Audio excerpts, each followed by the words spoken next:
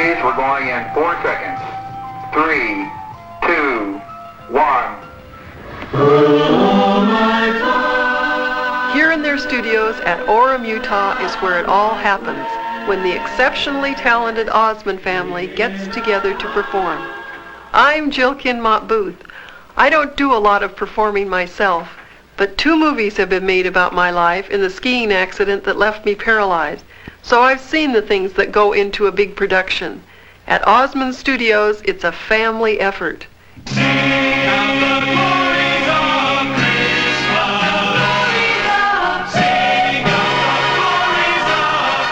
Millions of people have seen the Osmonds perform and will recognize these familiar faces. They might not recognize the 2 oldest brothers who are seldom seen on television, but in their own way, Virl and Tom are the most exceptional members of this family.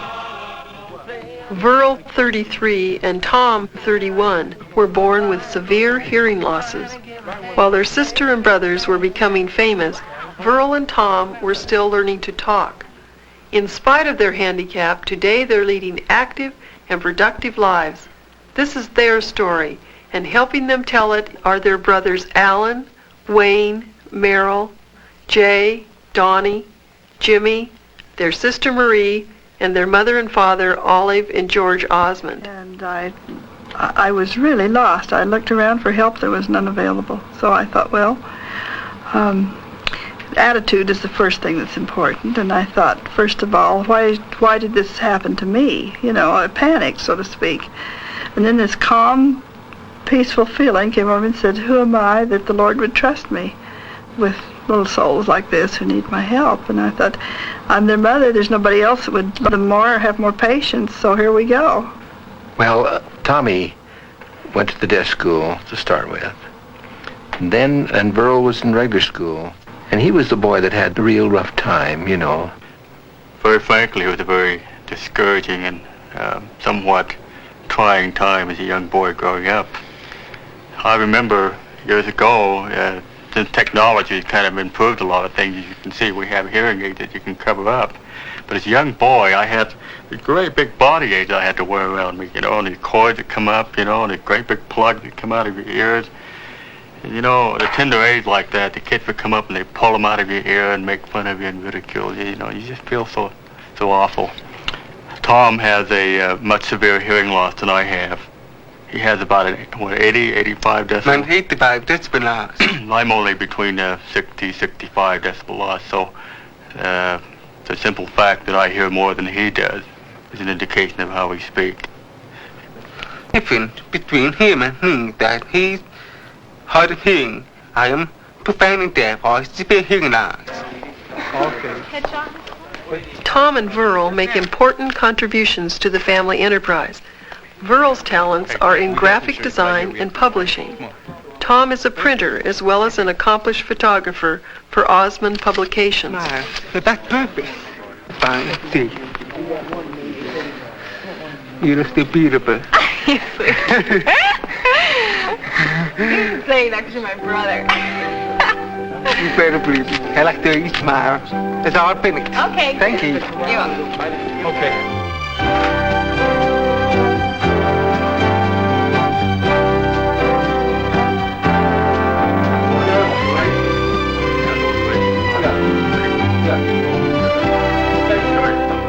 Virl has an eye for art, which is very, very unique in this business of ours because it's constant developing of ideas and looks and so forth. And I think that Virl has found an area now, especially in the graphics departments and the set departments, that is becoming very helpful to him in what he wants to achieve.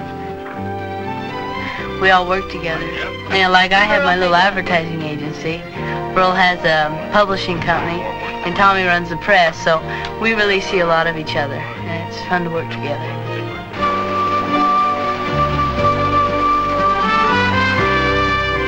Tried to make each child feel that they were just as important as the next one, and that everyone had a place and everyone had responsibilities. We tried not to cater to a handicap.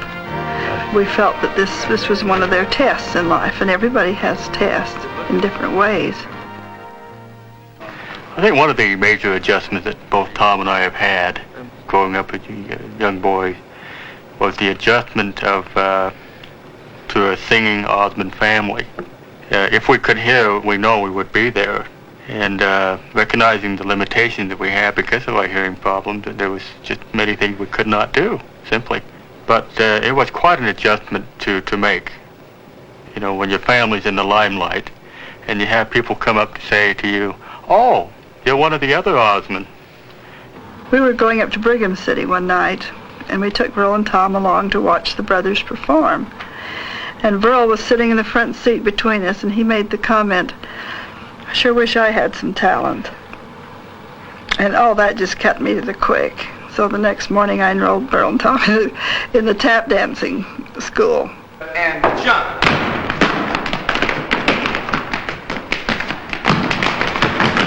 Go left. Go left. Here we go. Hold.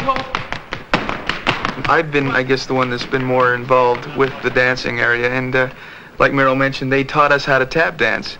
It was really neat to see them, because we didn't even rehearse with music. All we did was rehearse with beats. We work together on the Christmas show. We do tap dances together. We've played instruments together and things like that. It's a lot of fun. We enjoy it. Do you enjoy it, Virl? Well, I should say so. Do you enjoy it? Absolutely right. They've taught us some things, too, that have been very helpful. For instance, in our recording, because just working with Virl and Tom, we can lip read pretty well. We can also sign. And when you're in recording, it's got to be very quiet. And we have an advantage over most groups because we know the sign language. We can speak to each other and read lips without having to verbalize. So they've taught us some things that have helped us a lot. We can give each other cues and things like that, and which words to go back to if we're like improvising and things like that. I would learn sign language, but I wouldn't depend on sign language to communicate with him. I would communicate verbally.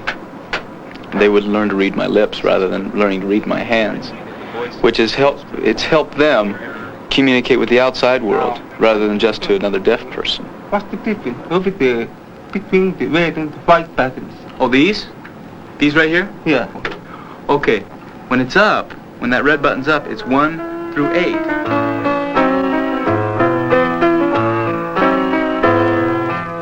My brother Tom, early in his life, had decided that the master of the piano was something he'd always wanted. And he was so determined to learn how to play the piano that he spent hours and hours and hours of practice and rehearsal.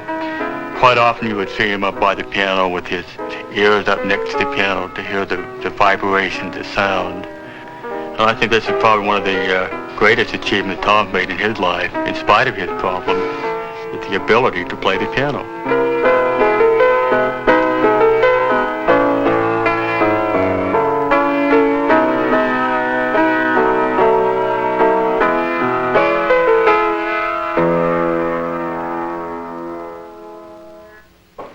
In addition to their jobs at the studio, Virl and Tom are very active in the community as co-leaders of the Osmond Foundation for the Deaf. But for both brothers, their own families are the most important part of their lives. Father said, no, I don't think. When I first met Virl, he was kind of shy.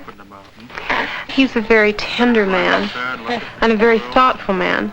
He's taken the time to really communicate with his children and to be close to them. As for me, he's always been very tender and affectionate. He wants the closeness in our family that he knew in his own family growing up. I kind of get a kick out of the way he says goodnight to me.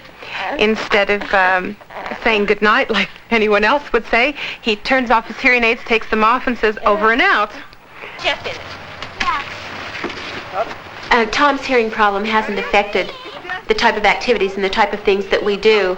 We do a lot together. We sing. Tom loves to sing, and so we just all sing together, and it doesn't sound very good, but we enjoy being together as a family.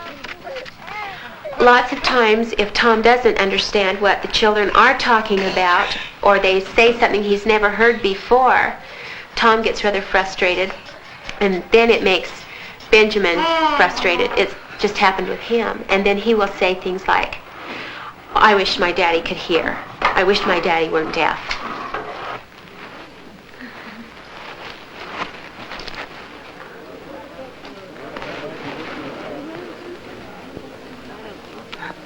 You can understand me. You see how important it is for that person learning to speak.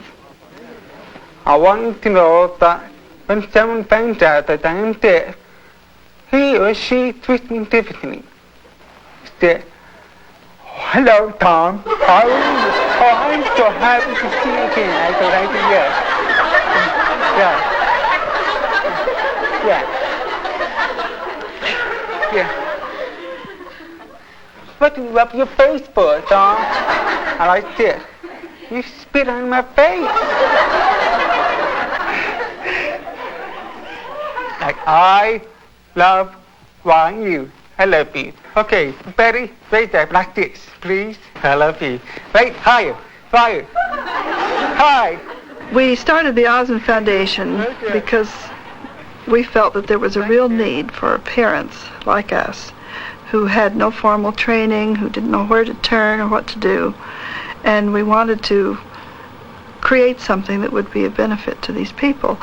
I think one thing that's necessary is to educate the public on how to deal with deaf people. I think this is the problem and where the neglect has been. And this is where I think Virl and Tom could have a wonderful part to play as they perform on the stage with the brothers and show the kids in the world that you can overcome these handicaps.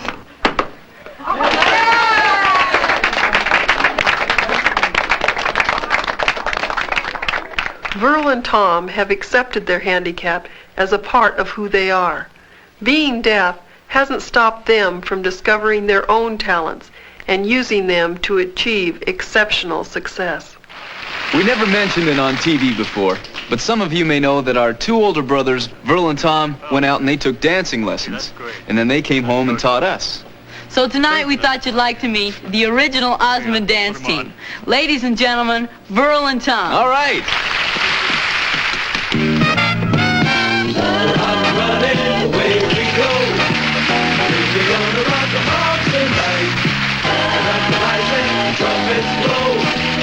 Gonna have a swinging ball tonight. Watch out, our shoes are moving. Let's go, let's get to grooving. Bye, bye, bye, bye.